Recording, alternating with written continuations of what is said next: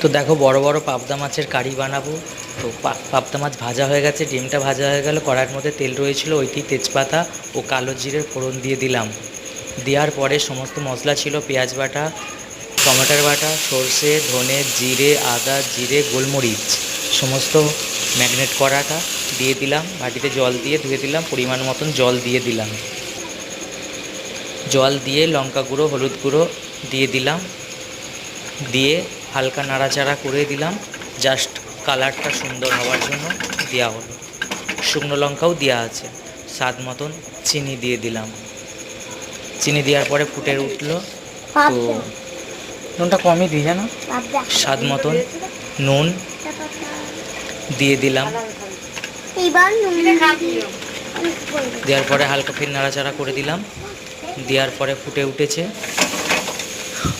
মশলা কষানো হয়ে গেছে। তো মশলা আমার রেডি হয়ে গেছে। জল পরিমাণ মতন জল দিয়ে দিলাম, জল দিয়ে নাড়াচাড়া করে দিলাম। তো কালারটা খুব সুন্দর হয়েছে, দেখেই খুব ভালো লাগছে। তো খেতে তো অবশ্যই ভালো লাগবে। পাবদা মাছ দেখো কত বড় বড় সাইজে কাটা আছে, এক বেগত করে ল্যাজ করা আছে সাইজ।